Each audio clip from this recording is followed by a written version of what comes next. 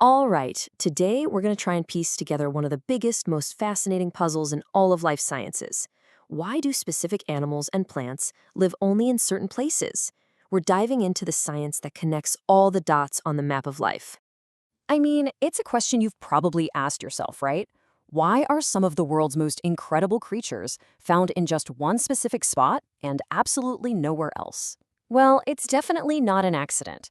And the answer, it turns out, reveals this incredible hidden story that's been written across continents over millions and millions of years. And the science that tackles these huge questions, that's called biogeography.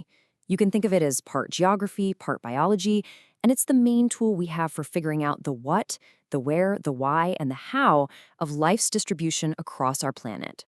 But to really get a handle on the modern answers, we have to go way back to the very beginning.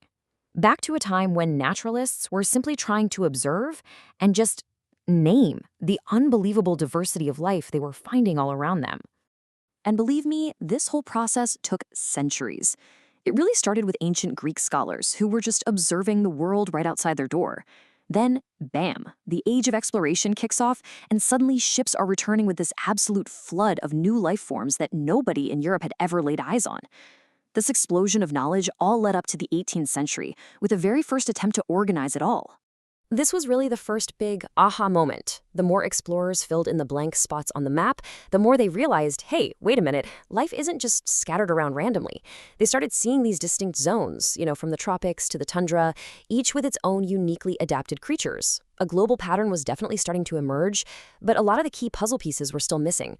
And this is where Carl Linnaeus steps onto the scene. He created a universal language, that two-part scientific name we still use today, to identify and compare any species from anywhere on Earth. It was completely revolutionary. But here's the catch. Linnaeus believed that species were fixed, that they were created once and for all. And that belief left the biggest why questions totally unanswered. So, this brings us to the next crucial step in the story. It wasn't enough anymore to just describe what lived where. The real science kicked in when people started to ask the most important question: why? And the person who really kicked off this massive shift was Alexander von Humboldt. He was a total pioneer. Instead of just listing plants, he was out there measuring things like temperature and altitude. He saw this direct connection between the climate and the life that lived there. He's famous for explaining altitudinal zonation, showing how climbing a tall mountain is basically like taking a journey from the equator to the poles. He was the first one to truly connect all the environmental dots. And look, the really crucial thing to get here is this. Humboldt completely transformed biogeography from a simple what catalog into a scientific why explanation. He proved that the distribution of life wasn't random at all. It was actually governed by the physical environment. And this laid the groundwork for the biggest revolution of all. But even with Humboldt's amazing work, there were still these deeper historical patterns that just didn't make sense. For that, science needed a massive, single, unifying theory that was about to change biology forever. And this was the game changer. Before Darwin, the thinking was that species were static, unchanging, and their locations were just some kind of divine mystery. But after his theory of evolution by natural selection, suddenly everything just clicked into place. Life wasn't static. It changed, it moved, it got isolated, and it adapted. All of a sudden, the map of life had a history. And, we absolutely can't talk about Darwin without mentioning Alfred Russel Wallace. He actually independently came up with the idea of evolution and became known as the father of zoogeography. He was the first person to literally draw a map of the world's distinct animal realms, giving the brand new theory of evolution a powerful geographic dimension. So this is the big idea that ties it all together. The kangaroos are in Australia because their ancestors evolved there, in isolation for millions of years. The lemurs are in Madagascar for the exact same reason. It's a story written by geology, by migration, and by time itself. Okay, so how do we study these incredible patterns today?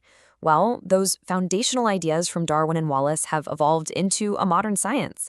And now we're armed with this incredible toolkit that lets us answer questions those early pioneers could only dream about. So today, the science has kind of split into two main streams. You have historical biogeography, which looks to the deep past, asking how things like continental drift shaped today's map of life. And then you have ecological biogeography, which looks at the present, asking how things like climate and competition define a species' limits right now. You absolutely need both to get the full picture. And wow, the modern toolkit is just incredible. We've gone from hand-drawn maps to satellites that can map entire habitats from space. We use something called Geographic Information Systems, or GIS, to analyze hugely complex spatial data. And maybe coolest of all, we can use genetics to literally read an animal's entire evolutionary history right from its DNA, tracing its family tree back through millennia. So, with all that history, why should we care about this stuff today? Because understanding where life is and why it's there has frankly never been more important than it is right now. This isn't just some academic exercise. Biogeography is on the front lines of conservation. It's the science we use to understand an endangered species' true habitat, to design effective wildlife reserves, and to track the spread of destructive invasive species. It gives us the essential data we need to have any hope of preserving Earth's biodiversity in our rapidly changing world. Which leaves us with a final and pretty urgent thought. The story of biogeography isn't over, not by a long shot. As our world changes faster than ever before, the rules that govern where species can live are being completely rewritten. The map of life is being redrawn right before our eyes, and biogeography gives us the critical tools to understand and maybe even influence what that new world is going to look like.